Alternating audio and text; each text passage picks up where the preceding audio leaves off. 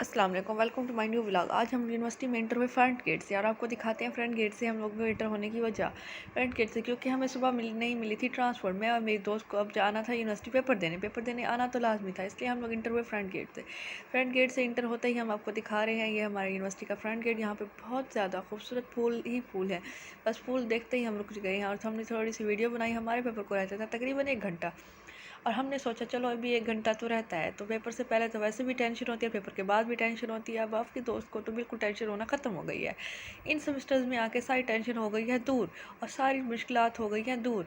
अब हमें कोई टेंशन नहीं होती पेपर्स की। हम कहते हैं बस पेपर हो जाए। उसके बाद हम लोग पहुँचे सिविल डिपार्टमेंट में। सिविल डिपार्टमेंट के सेकंड फ्लोर पे खड़े होकर हमने बनाई वीडियो, क्योंकि हमारा पेपर भी था सिविल में खड़े होने के बाद हमने बनाई वीडियो। हमने कहा देखते हैं, लोग बच्चे पेपर दे के जा रहे थे इतनी खुशी खुशी से और हमारा मुंह उतरा हुआ था। एज़ यूजुअल हमारा मुंह इसलिए उतरा हुआ था क्योंकि अब हमें हो रही थी टेंशन। पेपर को रह गए थे पीछे 25 मिनट की पहले हमें बहुत टेंशन होना शुरू हो जाती है। उसके बाद हम लोग थोड़े से आगे, उसके बाद हमारा पेपर एंड हुआ और हम लोग निकले पेपर दे के बाहर। और पेपर दे के बाहर निकलते ही हमने देखा कि बहुत सारा रश था और आवाम का जब का फील एज़ यूजुअल वैसे का वैसे मौजूद था। आवाम आ रही थी जा रही थी, कोई आ रहा था कोई जा रहा था। हमें तो कहीं से रास्ता नहीं मिल रहा था।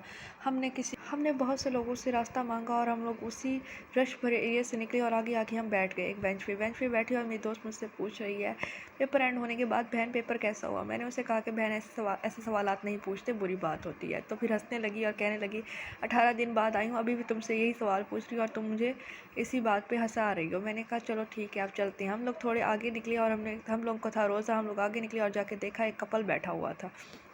जो कपल रमज़ान में, इनको एहतराम रमज़ान, तो इनको हमारे टाइम पे अगर मैं और मेरी दोस्त कोई और खड़ा हो जाए तो क्यों रफ़ ऐसे भाग के आती है जैसे हमने कोई गुनाह कबीरा कर दिया हो।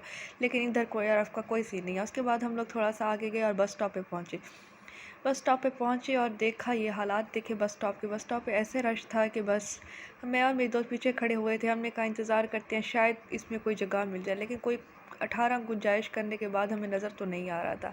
ये थी जी जुगनू चौक की बस और जिसमें बिल्कुल भी जगह नहीं थी और हम लोग खड़े हुए थे बाहर इंतज़ार कर रहे थे और आधी से ज़्यादा आवाम बाहर खड़े होके रोज़े में इंतज़ार कर रही थी। और रोज़े में धूप पे खड़ी हुई आवाम का तो बुरा ही हाल हो रहा होता है। वो क्या करे, अब घर भी तो जाना है सबने।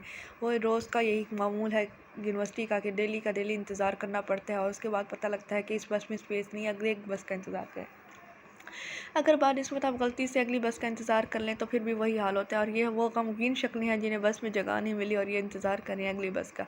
इनमें हम लोग भी शामिल थे कि हमें शायद अगली बस में जगह मिल जाए। और हमारा जब सबसे बड़ा दुख का मकाम ये होता है जब ये बसेज़ हमारे सामने से गुजर के जा रही होती है और हमें सीट नहीं मिल रही होती। हमारी कोशिश होती है कि हम लटक के गेट में चले जाएँ, लेकिन आपको तो पता है आपकी बहन हमेशा गेट में चली ही जाती है। लेकिन आज बहुत रोज़े की वजह से बहुत बुरी हालत हो रही थी तो नहीं निकला जा रहा था और बिल्कुल भी जगह नहीं थी।